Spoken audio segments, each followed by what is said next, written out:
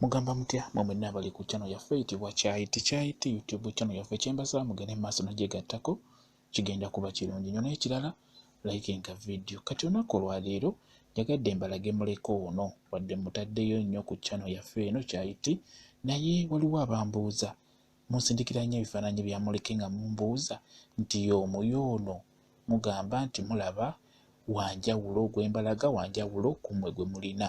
Ebiseera ebisinga muleke singa aba afaanana bw'atyo aba y'omu. Ebiseera ebisinga kiva ku mbeera omusimbye mu ki ky'oba olaba ng'ajja kwawukana ku oyo gw'olaba gw'embeera nkulaga oba gw'onaalaba ewalala naye ng'abeera y'omu era abeera ajja kukola ekintu kye kimu.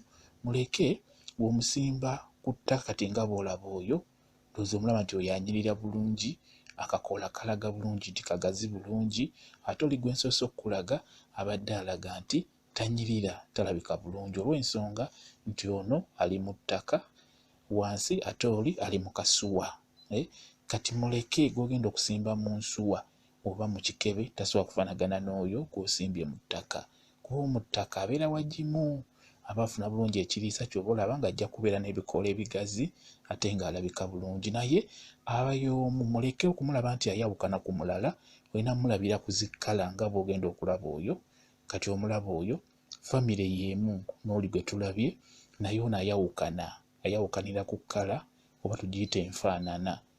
Oyo omulaba ng'engeri gy'afaananamu n'oli omulabye nga naye ali mu famire y'emu, kati oyo omulala ayawukana n'oli era ono tolina mukozesa kumujjanjabisa nga bwe tujjanjabisa oli.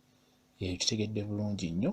Kati awo osobola okugamba nti muleke ayawukana naye ebirigwe bimulaba nti oli wa bukola butono nnyo ate ono munene, abeera y'omu, just aba ayawukana lwa sayizi naye abeera y'omu. Gw'osimbye wansi mu ttaka abeera ajja kunyirira bulungi nnyo, tasobola kufaanagana n'ono gw'osimbye mu bukebe oba gw'osimbye mu ttaka nga si ggimu, nga ttaka lya lunnyu luyinjayinja, tasobola kufaanagana n'ono gw'osimbye watali mayinja oba gw'osimbye wagimu.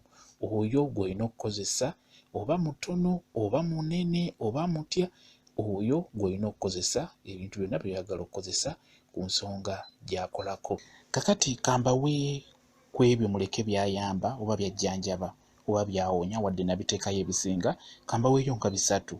Ekisooka, muleke mulungi nnyo singa obeera omusimbye ewaka, mulungi nnyo mu kuziyiza ebyo ebiyinza okujja ewaka okugeza ababbi, abo abaleese ebintu eby'enjawulo okusiraanya, bingi by'ataasa ng'obadde omusimbe. Naye olina mmusimba otya?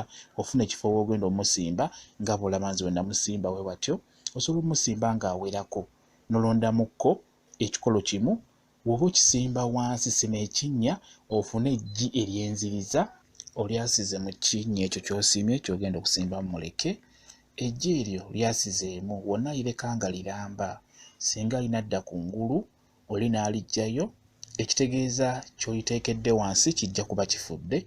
Kati n'olwekyo lyaseemu lyasize mu kinnya ekyo ky'osimye, wadde liba liwunya naye ekirungi kasita obeera olina ekigendererwa lwaki okikola bw'otyo.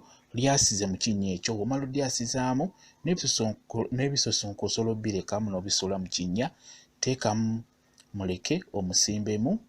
W'omala omusimbamu bikkako bulungi ettaka omuleke. Ekyo kijja kuba kirungi nnyo, ajja kuba akuyamba ewaka okuwona ebintu eby'enjawulo bye bandibadde bakuleetere. Kwegamba alimu eryo eddagala ly'osobola okusimba ewaka n'alabika ng'ekimuli naye ng'ate erudda akuyamba ku bituntu ebyandibadde bikulumba ewaka naddala ng'abantu be babireeta, ababbi n'ebintu eby'enjawulo, ajja kuba akuyamba okubikutaasa.